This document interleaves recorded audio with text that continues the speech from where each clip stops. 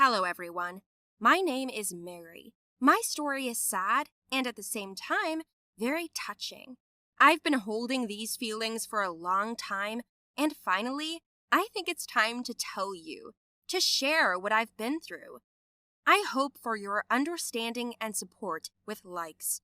In the meantime, subscribe to the channel and sit back. Don't forget to leave your comments under the video.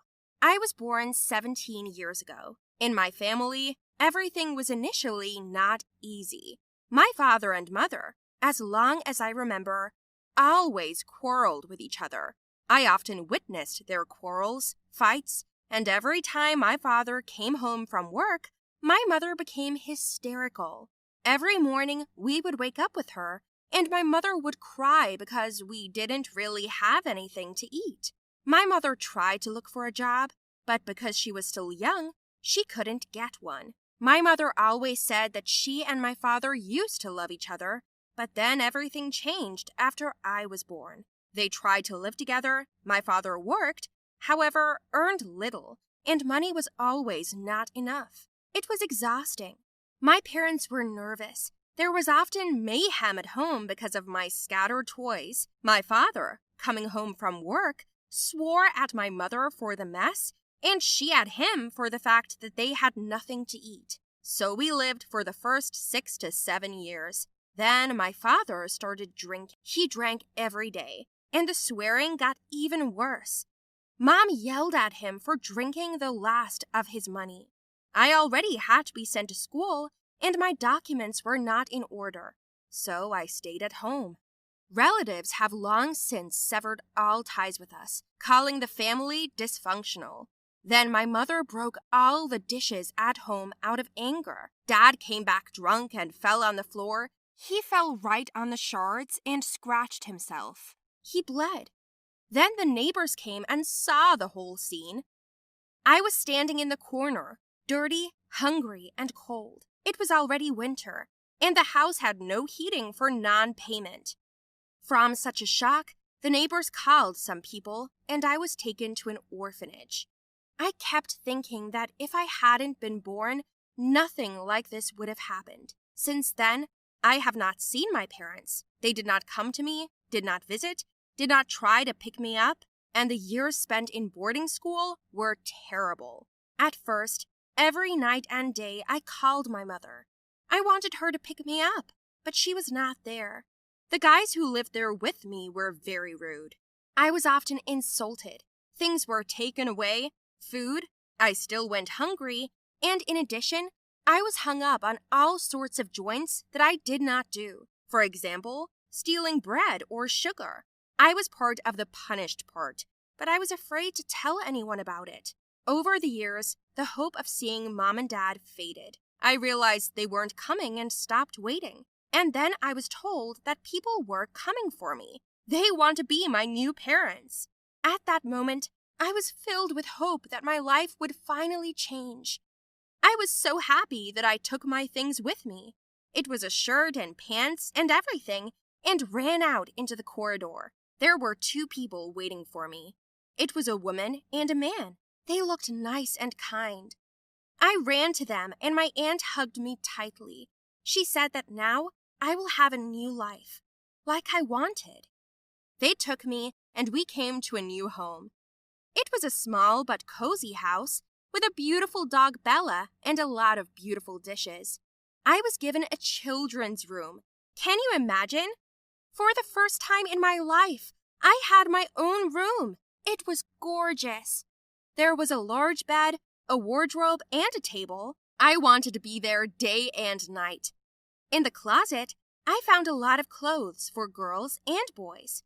I changed my clothes and went down to lunch. My new parents said that it suits me very well. I asked whose clothes they were, and the new mother started crying and said they were their children's clothes. And she said they had died recently, and that's why they wanted more children. I decided that I would do everything I could to make sure they didn't feel alone. The first 2 days were great. I ate a lot, slept a lot, and watched cartoons. On the 3rd day, my new mom asked me to clean the house, and my dad took me to the garage to clean everything. There was a terrible mess, but I managed, and the next day, I cleaned the whole house, the yard, then the basement. Then I began to cook every day, and gradually, I had more and more things to do. A week later, I broke a plate accidentally, for which I received a slap in the face. In the second week, I was told to live on a routine.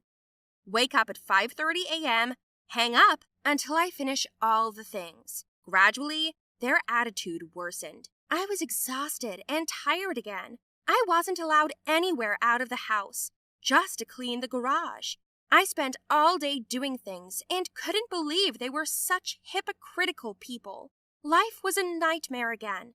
And then one day, when I accidentally fell asleep, my alleged father started hitting on me. I couldn't believe it. It was very bad. I told my mother everything, but she didn't believe me and threw me out.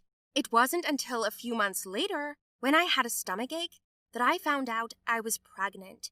I worked part-time where I could, sometimes lived on the streets, sometimes I had enough money to rent a room for the night.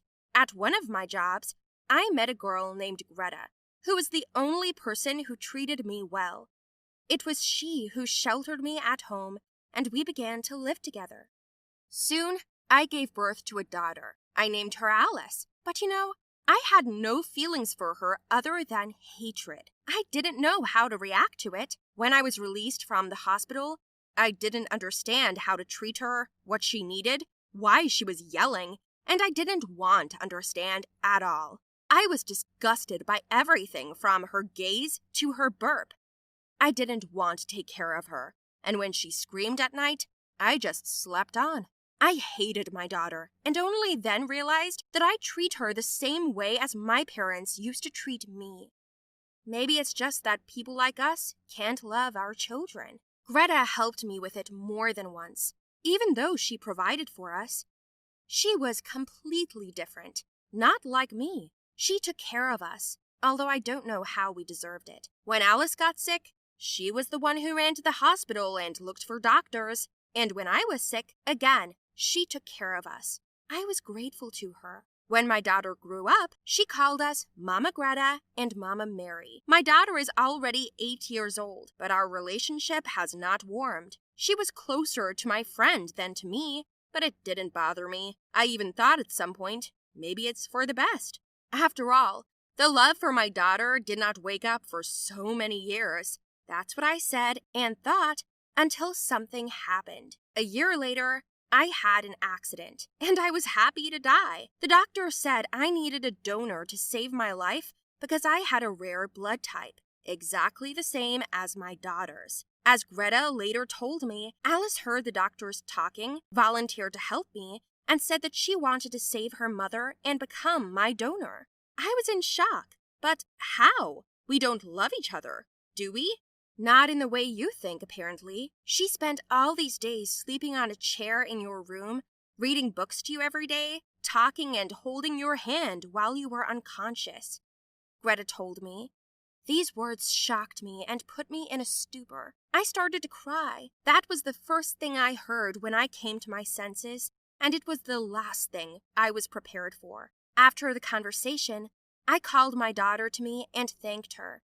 And she was silent most of the time, and then she was like, "Mom, I love you more than anyone in the world," she said. At that moment, my hands shook and my blankets shook. I began to cry. I cried so bitterly that I could not calm down.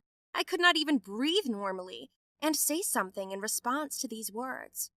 "I don't deserve you," I said to Alice, and she came up to me with her little hands, clung to me, and hugged me tight. It was a gift for someone like me who wasn't worthy of her attention, love, and warmth. But right from that second, I decided that now I would finally be a good mom for her, because it was the right thing to do, because it was what I wanted. A month later, I was released from the hospital and we finally returned home. I was so happy and at peace with myself. I started taking care of my daughter, doing homework together, going for walks, talking often, and reading books together. And, She turns out to be such a smart girl. As time passed, my memory of who her father was faded. After all, she's my daughter, and nothing else matters.